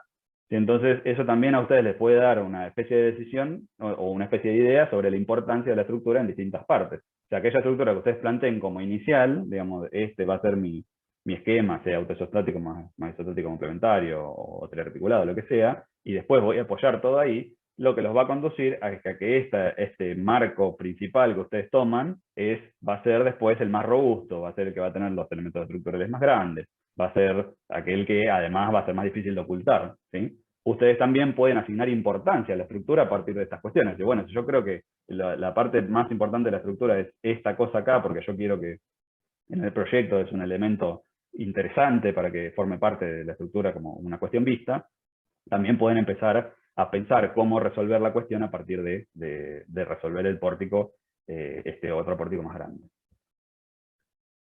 En este caso, como vamos a trabajar con estructuras isostáticas, si yo tengo este pórtico y decido trabajar con este, como si este fuera el articulado, por ejemplo, le pongo la articulación acá, vamos a tener alguna dificultad para resolver lo que pasa con esta, ¿sí? Sin poner otras articulaciones. O sea, si yo pongo un vínculo, dos vínculos acá y luego articulado a esta viga que tengo en el medio, nos queda un sistema hiperestático, ¿sí? Esta viga que está en el medio si la hacemos trabajar las fricciones, no nos va a servir, ¿sí? Entonces, para poder resolver esto, necesariamente voy a tener que agregar alguna otra articulación por acá en algún lado, ¿sí? No voy a poder hacer estas dos columnas continuas para hacerlo isostático. Después del día de mañana, si uno trabaja con estructuras hiperestáticas, no hay mucho problema con esto. Sí les puede traer dificultades si ustedes arman un marco cerrado así y después le tratan de cruzar una cosa en el medio. Si le tratan de cruzar esa cosa en el medio, necesariamente van a tener que venir a agregar algunas articulaciones seguramente por acá para después poder generar un sistema isostático, si no les va a quedar un sistema difícil de definir, ¿sí?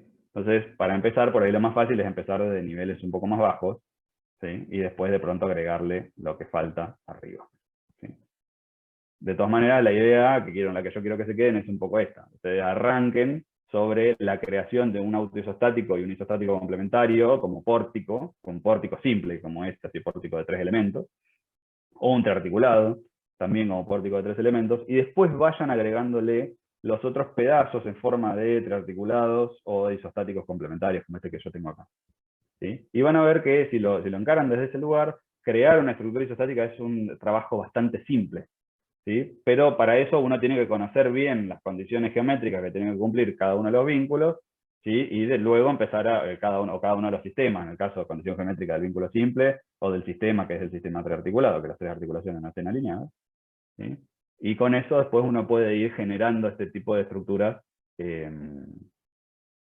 estables, simplemente modulándolas. O sea, agregándole, una vez que yo ya tengo una cosa que sé que es estable, le voy agregando patitas y le voy agregando módulos para poder cumplir después con la propuesta arquitectónica o con el proyecto de pórtico, no importa la complejidad. Digamos. Fíjense que de vuelta, esta estructura que yo le pongo acá, si fuera una cosa para arrancar, es una cosa súper complicada, tipo un pórtico que tiene cosas a distintos niveles, tiene como 3 pisos, tiene pedacitos para todas partes, y sin embargo el análisis de estabilidad y la creación de la estructura como si fuera una estructura isostática es relativamente sencilla, ¿sí? Bien, ¿hay alguna duda, cuestión al respecto de esto? Esto es lo que nosotros esperamos que ustedes hagan ahora en esta primera etapa inicial cuando hagan la propuesta isostática, que hagan esta propuesta y que después la justifiquen, o sea, haciendo el proceso inverso. Bueno, esta primera parte es la parte principal, a partir de acá tengo un triarticulado que se apoya, otro triarticulado, un isostático complementario y tal. Si hay isostáticos complementarios, ¿qué condición geométrica verifican? Para cada uno de los triarticulados, el principal, o los que pongan alrededor también, que verifiquen las condiciones. Es muy importante que ustedes verifiquen estas condiciones porque son las que nos aseguran la estabilidad.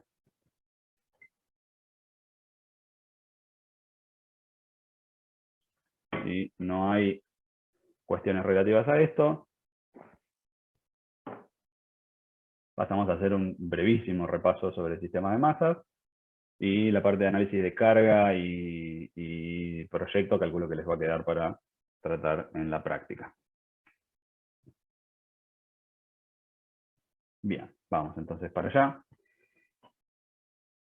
Esto que les voy a comentar ahora, que también es un repaso muy corto, sobre las dos cuestiones que tienen que ver sobre determinación de capacidades resistentes y sistemas de masas, análisis de sistemas de masas, de características geométricas de la sección, que nos interesa que sepan manejar bien, porque las van a necesitar a lo largo de este curso, y que por allí han despertado algún tipo de dificultad a lo largo de los cursos de estructuras 1, pero que son, o sea, las dificultades que tuvieron en aquel momento son dificultades sobre las cuales nosotros podemos trabajar, o sea, pequeñas dificultades, digamos, que podemos compensar en este curso, que podemos, como vamos a seguir trabajando con esto, por allí lo podemos seguir trabajando. Sepan que son cosas que necesitamos que ustedes sepan bien, entonces si tienen si tienen dudas sobre estas cuestiones, vayan a repasar estructuras 1. O sea, esta estructuras 2 se apoya fuertemente sobre estructuras 1, entonces las cosas que ustedes tengan medidas atadas con alambre es necesario que las vayan a ver, más allá de este pequeño repaso que yo pueda hacer, vayan a verlas al material de estructuras 1, a la práctica de estructuras 1, y de pronto después podemos seguir reforzando algunas cuestiones, pero nosotros vamos a trabajar con esto, y esto va a aparecer en los exámenes necesariamente porque es parte de lo que necesitamos para poder después determinar capacidades resistentes en elementos metálicos de madera, y no podemos tener este tipo de problemas en esta materia. O sea, nosotros vamos a asumir que ustedes saben hacer esto. Si ustedes no saben hacer esto, o tienen dificultades para hacer esto en los parciales, o en los proyectos, y no van a tener mucho éxito en esta materia, así que si lo tienen medio flojo, estas cosas que estamos viendo, tómense estas semanas que estamos iniciales, que son medio tranqui, para empezar a rever estas cuestiones. No encaren la materia sin tener eso más o menos claro, porque va a repercutir en que les vaya a ir mal, y no es lo que buscamos. Entonces, lo que quiero repasar primero con esto son, primero, dos definiciones muy elementales. La primera definición es la del momento estático.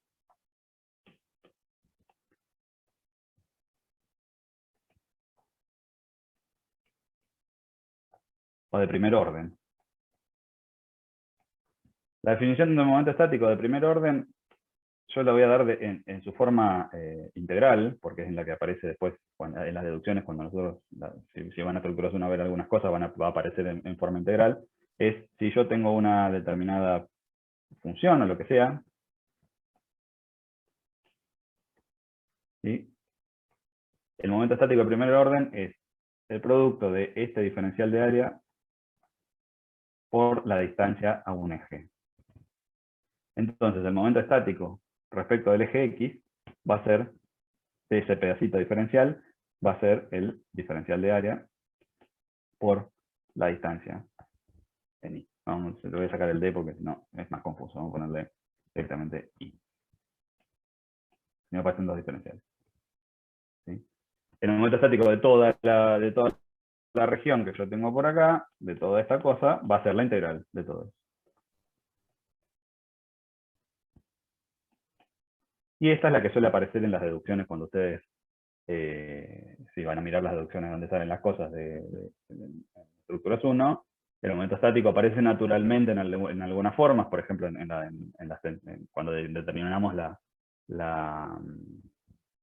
tensiones de plastificación. Aparece en la plastificación de la flexión, perdón, aparece esta forma de integral, que es el momento estático. Por eso se la escribe en forma integral, porque es la manera en la que en general lo usamos. La definición es básicamente área por distancia. ¿Distancia a dónde? Distancia al eje respecto a donde yo quiera calcular. Se llama de primer orden porque la distancia se mide en potencia 1. ¿Sí? Y a la 1 es I. ¿Sí? Lo siguiente que tenemos es el momento de segundo orden. Bueno, antes de pasar al momento de segundo orden. Los momentos estáticos, los momentos de primer orden tienen algunas características particulares. Primero, pueden tener cualquier signo, ¿sí? Pueden ser positivos o negativos, y pueden tener valor 0. ¿Sí? Cuando los momentos estáticos de una determinada sección valen 0, cuando los estamos calculando de un sistema respecto a un sistema de ejes que está puesto en el centro de masa. ¿Sí? Entonces, si yo tengo vamos a dibujar una sección así, una sección cualquiera, ¿sí? Y tengo un sistema de ejes puestos en el centro de masa, ¿sí?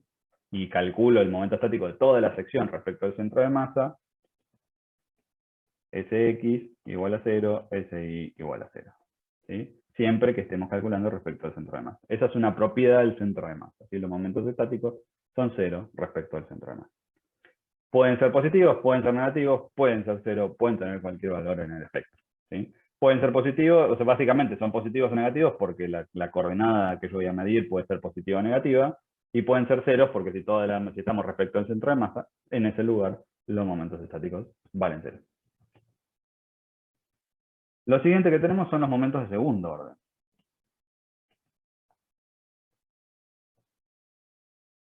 O de inercia.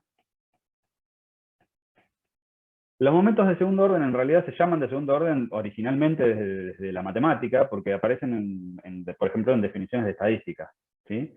La diferencia entre el momento de primer orden y el momento de segundo orden es que el momento de segundo orden respecto a un determinado eje, que nosotros lo llamamos inercia, es la integral, pero considerando la distancia al cuadrado. ¿Sí? Primer orden es distancia a la 1, segundo orden es distancia al cuadrado. Esa es la diferencia matemática, digamos, que hay entre uno y otro. Esta, que nosotros tenemos acá, aparece naturalmente cuando uno hace las deducciones de las tensiones en la flexión en régimen elástico. ¿Sí? Esa por eso después la usamos, digamos.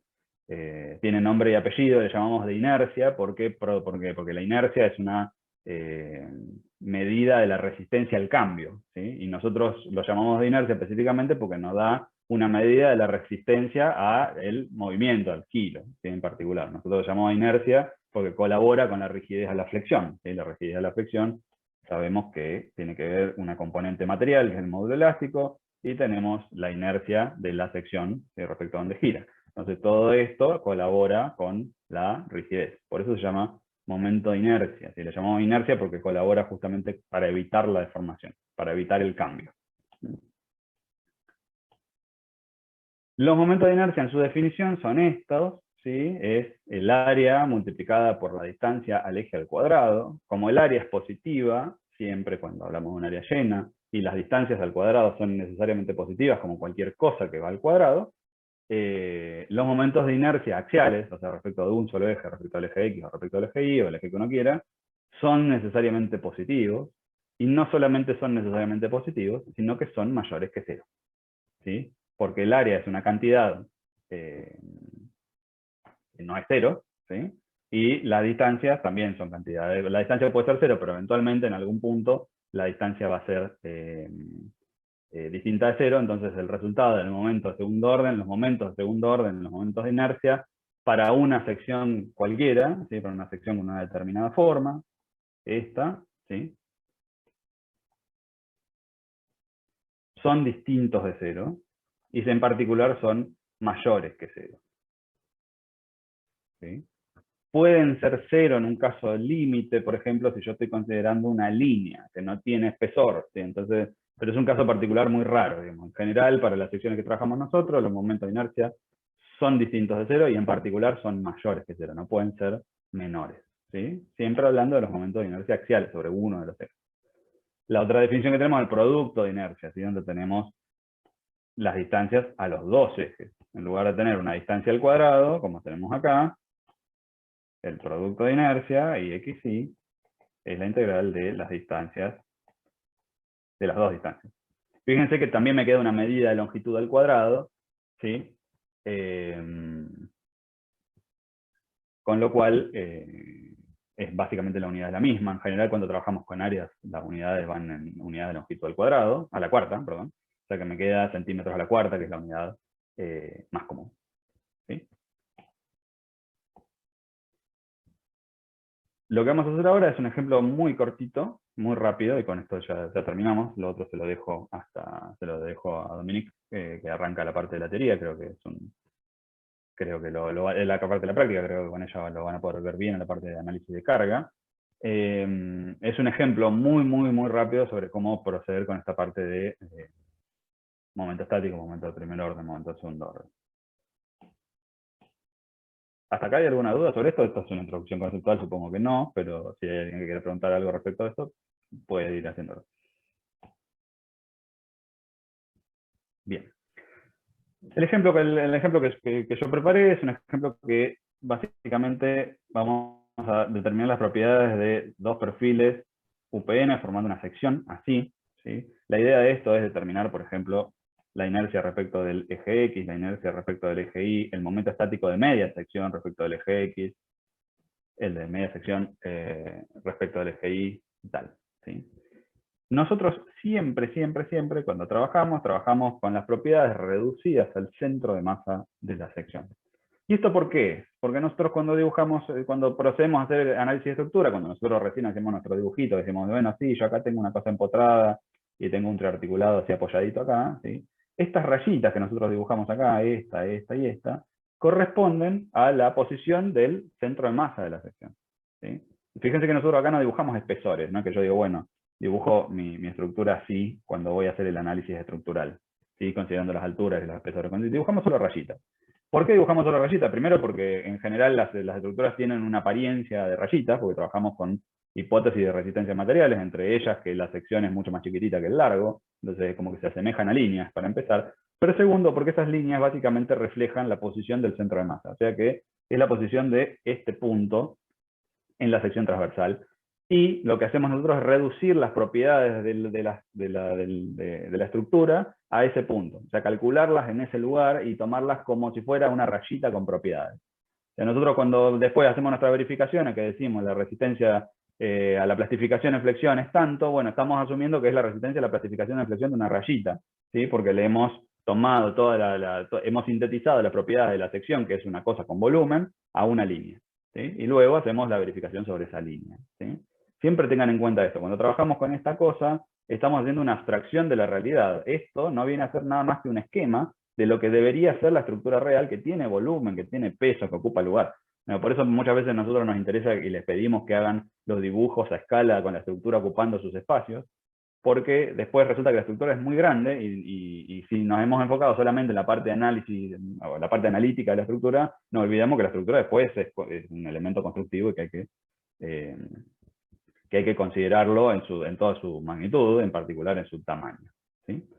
Entonces, siempre vamos a trabajar con las propiedades reducidas al centro de masa. ¿Sí? Reducidas al centro de masa por esta cuestión, porque esta línea se supone que es la línea que representa el centro de masa de la sección transversal de todos los elementos estructurales, cualesquiera sean.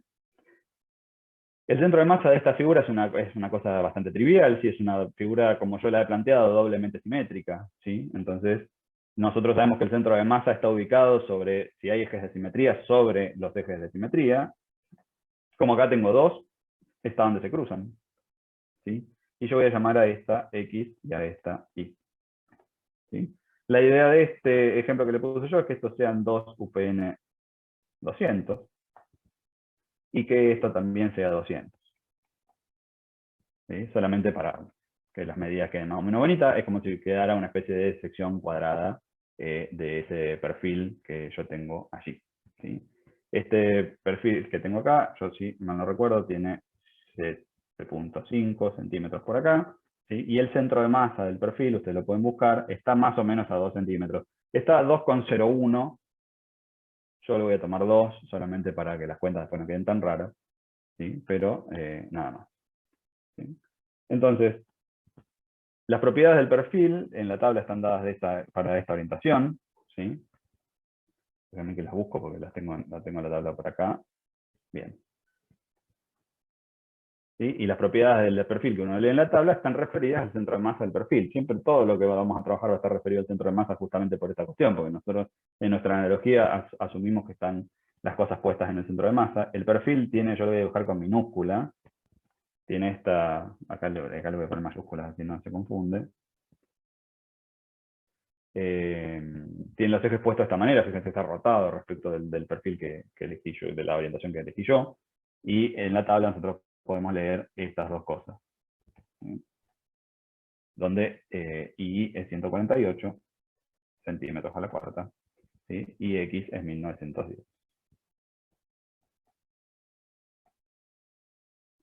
¿Sí? Entonces, para poder resolver esto es una cosa que ustedes más o menos ya deben estar acostumbrados. para poder resolver la primera parte, lo primero que voy a resolver es Ix, o sea, la inercia de este sistema respecto del eje X central, que es el eje X mayúscula. Estas son dos partes que son simétricas una respecto a la otra, o sea que puedo analizar una y multiplicar por 2, ¿sí? Siempre pensando que la inercia no tiene signo, o sea que es más o menos lo mismo. ¿Sí? Si esto es 200, esto que tenemos acá es 100, o 10, en realidad vamos a ponerle ya en centímetros, así no nos complicamos mucho. ¿Sí? Esto también es 20. ¿Sí? Entonces voy a tener el área del perfil, perdón que no la anoté acá, es 32,2. Si quieren pueden buscar en la tabla, si tienen la tabla a mano, me corrigen si hay algo que no lo tenga bien. ¿Sí? La inercia respecto al eje X la resolvemos a través del teorema de Steiner. El teorema de Steiner nos dice, tome la inercia central, o sea, la inercia respecto al centro de masa de la figura, y multiplíquela y súmele el área por la distancia al cuadrado al eje respecto a donde quiere calcular. Siempre las inercias que mido son inercias entre ejes paralelos, o sea que voy a necesitar la inercia para calcular Ix, la inercia respecto de este eje, o sea, este. ¿Sí? Entonces acá voy a tener los 148, ¿sí? Más el área, 32,2, por los 10 centímetros menos 2, que es la distancia del centro de masa, 8 centímetros al cuadrado. ¿Sí? Esto a mí me dio la cantidad de 4.418 centímetros a la cuarta. ¿Sí? Si voy a calcular I, este es más fácil. ¿Sí? ¿Por qué es más fácil? Porque yo en realidad, si quisiera aplicar Steiner, tengo que tener en cuenta el área por la distancia, pero fíjense que yo ya conozco la inercia calculada respecto del eje Y para los perfiles. ¿Sí? El eje Y es este, ¿sí? Y la inercia respecto de este eje para un perfil particular yo ya la conozco, es esta. ¿Sí? Acá el centro de masa del perfil coincide con el centro de masa de la sección. ¿Sí? Entonces, esta y esta son todos los tres ejes que están alineados, o sea que es directamente 2 veces por la inercia de uno de los perfiles, porque se suman las dos. Y esto a mí me dio 3.820. ¿Sí? Lo siguiente que nos interesaría calcular para una sección cualquiera es el momento estático de la sección por encima o por debajo del eje, en particular el SX, porque después nos permite calcular el módulo resistente elástico. Perdón, el módulo resistente plástico, el Z. El SX lo voy a calcular por definición. ¿Sí? La definición de S es básicamente área por distancia. ¿Sí? Entonces voy a tomar el área de un perfil, ¿sí? O el área que está por encima del eje, que es esta, que es 32,2. ¿Por qué cosa? Por la distancia entre el centro de masa del perfil, esta distancia que tengo acá, que son 8 centímetros. ¿Sí? O sea que es 32,2 por 8 centímetros. Fíjense que acá yo no puedo sumar, de la tabla yo puedo sacar ese X y ese Y para un perfil. ¿Sí? Ese X para el perfil, el momento estático de la sección por encima del eje que saco en la tabla sería de esta sección de acá. ¿Sí? Y el SI sería respecto de esta parte o de esta parte, ¿sí? De esta patita o esta patita, ¿sí? Respecto del eje. ¿Sí? Entonces, cuidado con sumar los ejes, en un sentido puedo sumarlos, en el otro sentido no puedo. Entonces tengan en cuenta respecto a dónde estoy calculando y piensen siempre en la definición. ¿Sí? Es muy importante, en sistemas de masa sobre todo es muy importante tener en cuenta respecto a dónde conozco las cosas, qué cosas conozco, cómo las conozco. ¿Sí? No tomen los valores simplemente sumándolos porque hay valores por allí y se pueden sumar, es muy importante que entiendan lo que van haciendo. O sea que en el primer caso, el S respecto al X no lo puedo sacar de la tabla, no me sirve para nada la información de la tabla, lo tengo que resolver por definición. ¿Sí? Y el SI sí lo puedo resolver con la información de la tabla. Porque fíjense que acá a mí me sería el momento estático que quiero resolver. Sería, por ejemplo, el de, si voy a calcular SI, estoy calculando el momento estático de la sección a un lado del eje Y, ¿sí? Que sería este, o sea que es el momento estático de esta sección y el de esta sección. ¿Sí? Esos son información que yo sí tengo de la tabla. Yo tengo el de 1, que sería este. ¿Sí? Como es la misma cantidad de sección, pero corría un poquito para abajo, o sea, no me afecta a la cuestión del momento estático. ¿Sí? Pensando siempre que el momento estático sería sería esta sección multiplicada por la distancia de su centro de masa al eje donde quiero calcular. Acá las distancias de los centros de masa son iguales, respecto de estas dos secciones. O sea que como yo ya conozco el momento estático de esta cosa respecto de este eje, de todo esto, ¿no? Y de esta respecto de este eje, son datos de la tabla, eso sí los puedo multiplicar por 2. 2 veces por el SI que aparece en la tabla, que es 191. 382 centímetros cúbicos. ¿Sí? Y esto de acá me da 258. ¿Sí? Entonces, cuando vayan a trabajar con sistema de masa, yo acá lo resolví así súper rápido. Si alguno no entendió alguna cosa, es un buen momento para que me lo pregunte. Si no, ya con esto vamos redondeando. Es muy importante saber respecto de dónde conozco las propiedades. Mi recomendación es, háganse un dibujito como este y de pronto, si ustedes sacan esa idea de tabla, márquense respecto a dónde lo conocen, háganse como este. Como yo lo que conozco es esta parte respecto a este eje y después llévenlo a la figura general y fíjense si aplica poder sumar o no. ¿Sí? En el caso, por ejemplo, del momento estático de esta sección respecto a este eje, no me serviría, porque si yo saco el caso de tabla, yo conozco el momento estático de esta cosa respecto de este eje. Y yo lo que estoy queriendo calcular es el momento estático de todo esto respecto de este eje. Una cuestión muy particular es, tengan en cuenta que para los momentos de primer orden no hay teorema de Steiner. ¿Sí? Entonces yo no puedo agarrar el momento estático de esta parte y sumarle el área por la distancia de lo otro. ¿Sí? El teorema de Steiner solamente vale para los momentos de inercia. ¿Sí? Entonces no usen el teorema de Steiner en aplicaciones para las cuales no sirve. ¿Sí? Acá además es bastante trivial, porque sobre todo cuando nosotros vamos a trabajar mucho con perfiles donde hay mucha información de la tabla, entonces el área y la posición de este punto, esas cosas son todas cosas conocidas. Entonces traten de usar, digamos, las definiciones de las cuestiones que hemos aprendido, ¿sí? Y aplicarlas al caso que tienen adelante. Nosotros vamos a usar algunas de estas propiedades, pero vamos a trabajar con secciones, a lo sumo trabajaremos con alguna sección armada en forma de IPN o algo por el estilo, pero van a ser en general secciones sencillas, pero el tema es que si uno no tiene muy claras las definiciones, por más sencilla que sea la sección, siempre termina haciendo cosas raras por ahí por el camino. Entonces, mi recomendación es, vuelvan a la definición, a lo más básico, ¿sí? En momento de primer orden es área por distancia, en momento de segundo orden es área por distancia al cuadrado.